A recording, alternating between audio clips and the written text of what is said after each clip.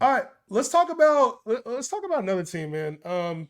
Obviously with injuries, it's always tough to gauge like the output of somebody, like what we can really expect. And Jonathan Brooks, his practice window's been open, so this is a player that was drafted as like a top 25 running back, pretty much unanimously across the board, depending on who you asked. Depending on who you asked, I'm not trying to hear pat my own back or nothing, but you know what I'm saying. I'm not trying to pat my own back or nothing. But if you drafted him, you probably spent, a pretty good pick on him trying to get him as your RB2 or RB3. Unfortunately, he didn't come back in week 4 when a lot of people thought, he goes on PUP, he'll be out, he'll be ready to go week 5. We're talking week 7, week 8, week 9 now when we're going to see Jonathan Brooks back. How are you? Are you like, hey, I got to go get this guy because he's going to be a difference maker on my team? Or are you more on the fence of like, yo, I have him. Let's see what the waters look like for Jonathan Brooks because Chuba Hubbard's been balling. He's a top 5 running back in fantasy right now. And I find it very hard pressed to feel like Dave Canales is just going to bench Chuba Hubbard and give Jonathan Brooks the workload immediately. If I don't have him, I'm not like trying to get him. I'm not actively looking to get him. If somebody's willing to sell him to me, I'm probably not spending a lot of money on him. If I do have, I just think that his value is just that, right? Like I don't like just trades out of the window. When he comes back, am I excited about him? No, I'm not excited about him. Like what, I know that he's going to be catching passes. I know he can be electric, but he's also coming off of knee surgery. He's on a really like a not a good team. And it's very rare that you're going to see a running back be elite or play elite on a terrible offense. That only happened like a handful of times in the past 10 years, 15 years.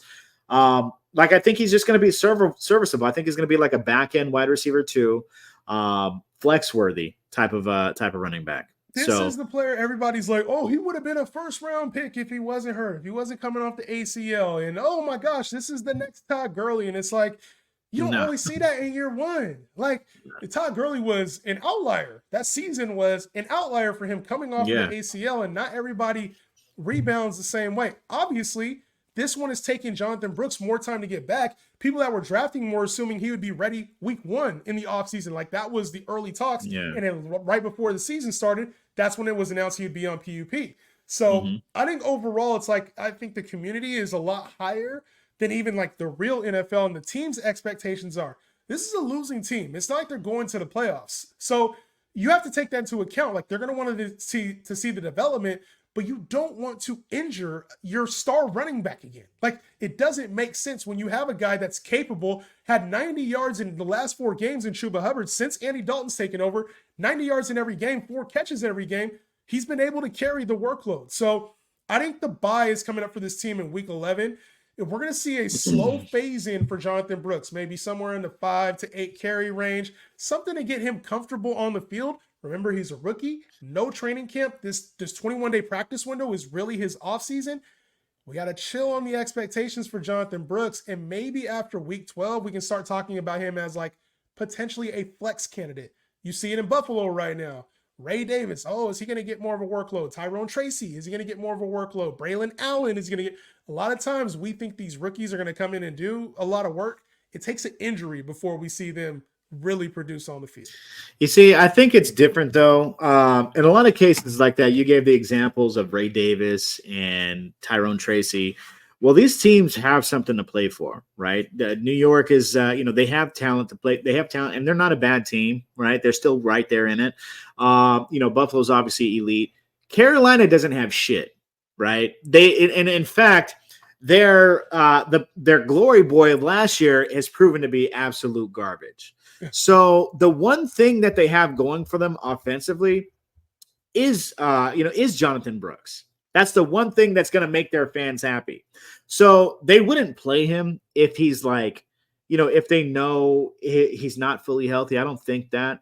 I think when they do roll him out there, I don't think we're going to see much of Chuba Hubbard, because Chuba Hubbard's not selling jerseys. Chuba Hubbard's not selling tickets. Nobody's coming to that team to see Chuba Hubbard. From a fantasy perspective and fantasy players, we like Chuba Hubbard based off of what he's doing. But from an NFL standpoint, they got to sell tickets. They got to fill seats. They got to have something of a hope.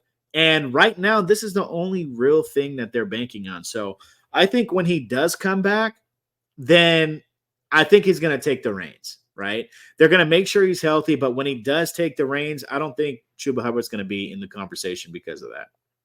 I think it's one of those situations where, like, you're right about the winning aspect of it, like, especially when this team gets losing. But that's why week 12 seems like the most optimistic for me. Like, if it's going to happen, it's after week 12 because he's got his it's not just a surety that he even has a role. Like, real NFL, he has to beat out Miles Sanders. He has to. Like, Miles Sanders has been a terrible backup, but in real football, he's got to show that pass protection's there. He's got to show that he can hit the hole the right way. He's got to show that, like, he's a good NFL player. I think he will show that. That's not what I'm saying. But he has to prove that over Miles Sanders.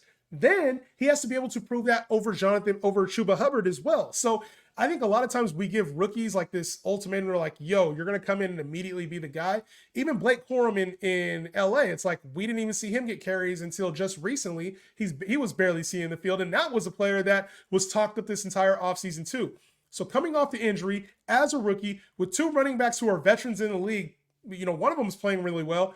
I just think that to expect that is tough. And like, if I had him, I'm trading him right now. Like the hype, I'm saying, yo, like he's going to be an RB2 down the stretch for you in the playoffs. He's going to be an RB2. Like I would be saying that he has RB1 upside down the stretch in the playoffs. And I think I'd be willing to sell him as that. Now, if I couldn't get at least RB2 value for him, now I hold him as a flex. And I'm like, okay, let's see what he has. Let me see him on the field. Because then if he has a blow-up week, I can either ship him out or decide if I want to hold him. But for now, I think I'm selling on the name Jonathan Brooks and like trying to gain back any of that draft capital that I spent on him as a top 25 running back. If I can get somewhere close in the RB2 land, I'm setting that shit up. Oh yeah, let that shit go. Cause I don't know, I'm not that high on him. He's not, it's like, I feel like that his draft class wasn't even that dope at the RB position, right? Like, and he was the first RB taken, right? Being injured. So I don't know. Like, I think that these guys, down the field, they may not be anything special, but there is hype about him. There is hype around his name. It's just not coming from me. Yeah, and unfortunately, you have him. I think you've waited this long. You're probably going to have to ride this thing out unless a winning team decides to come save you at that point. Yeah. What about Diontae Johnson? You think Diontae Johnson? He's been rocking since Andy Dalton has been the guy, and there's been like some light trade rumors about him getting moved, but for the most part, it seems like Dave Canales has been like, "Yo, Diontae Johnson's our guy," and he's played like that. Like I've never been a big Diontae Johnson guy, but he's had now a few strong weeks with Andy Dalton. I think he had one bad week with him. But are you buying Diontae Johnson? Like I've seen crazy talk about Diontae Johnson being like a top 12 receiver rest of the way, a top 15 receiver rest of the way.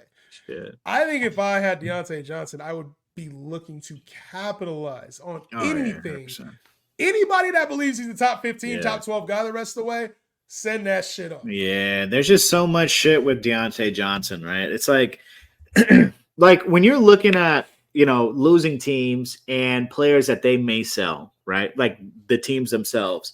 If you're looking at like the Carolina Panthers and they have veterans, if their contract is expiring, they're older, and the team has nothing to play for, chances are they're going to explore the trade market. So he's going to probably go to another team. We see that with players like Alvin Kamara. We see that with players like himself, right? Like there's no incentive for the team to keep them or re-sign them, right? They're just not going anywhere. So he falls into that category. And if I have him on my team, I'm just like you. I'm trying to sell the shit out of him, right? And if I could get anything, if I could pair him with another player and get an upgrade at wide receiver, that's probably the move I'm looking to do because he is productive right now. Another negative thing that he got going towards him, the team's not going to continue to play Andy Dalton if they don't have a reason to, right? So if they pivot back to Bryce Young, that's going to sink the shit out of his value itself, right? So even if he does stay on the team and they go to Bryce Young, that's gonna tank his value. So I like – if I have him, I'm really happy because I have somebody who I can just carelessly trade off and sell him as like a wide receiver too, and send him to the next person because you and I think like this, but a lot of casual players see that and be like, oh, why is it? Oh, he's performing like he's what? Yeah, let me go ahead and get him. Yeah, on a points per game basis, he's doing this. Oh yeah, let me go. Like that's a good deal for me. But, forward thinkers and the people who are just hired, more elevated than the betas, that's a move you have to make. You have to get his ass off. He is like the definition of sell high candidate. And when I think of like a player you could go target, I think like somebody who's had a couple bad games here recently, like a DK Metcalf. You could pair Diontae Johnson up with somebody else. Shit, you might be able to convince the person to do Diontae Johnson for DK 1-for-1, depending on who has them. Like, but I think DK Metcalf could be a really good like buy low type player. I'd be using Diontae Johnson in a whole lot of ways. We've already talked about like CD Lamb. I think going in like maybe even targeting a guy who Cooper Kupp right now, who's hurt, hasn't been on the field. You can go get Diontae Johnson for Cooper Kupp. You might be able to, I don't know, some of these leagues and these trades that I see, you might be able to pull that shit off. So it depends on the kind of league you're in. But I think at the end of the day, Diontae Johnson's not somebody I'd want on my team for the fantasy playoffs. Like, if he happens to hit, I'd let that be against the person. Like somebody I'm playing against, like I would much rather that be on somebody else's team than my team right now. If you right now you go to the Diontae Johnson, you have Diontae Johnson, a deal that would be perfect for you, and it would seem like an L for you. You go and you trade right now for Aaron Jones because he's hurt right now. You get Aaron Jones and George Pickens. Trust me, in a few weeks, that's going to be the biggest dub for you. Trust. You might be able to pull off like a Deebo Samuel, like a Tyreek Hill. Like you can use if you can use Diontae Johnson, if you have a strong enough second piece, somebody that's just been playing well recently. Like I don't know what kind. Sometimes the leagues are like, oh, my league would never do that. And then there's other leagues like, oh yeah, like my league trades all the time. It depends on your league. Depends on I get it. There's varying types of leagues, and also depends on if it's an 8-team league or 14-team league. But for the most part, you can use Diontae Johnson to go get one of these star names at receiver. I'm doing that shit every single time. Diontae Johnson, DeAndre Swift, go get A-Chan. Go get A-Chan right now. You know what I'm saying? Go get Brandon Ayuk in another piece for Diontae Johnson. Ooh. I would get creative with Diontae, boy. I'm kind of mad I don't have Diontae, bro. I'm kind of mad, man. Damn, if I had Diontae, bro, because one of these things about trades, when you're trading and you're trading like a good player, you're like, I like the player, man. And I'm always preaching, like, take your feelings out of it, and that's going to make it a whole lot easier. Diontae is somebody I do not have feelings for, who is performing. You know what I'm saying? He can go, bro. He can go. You know what I'm listen, saying? That does it for our week 7 talk, man. P, it's been a lot of good convo, man. I feel like obviously when it comes to buying low, selling high, there's a lot of ways you can play it. But for these players that maybe have a little bit harder value to determine sometimes, I think this is a good talking point, man.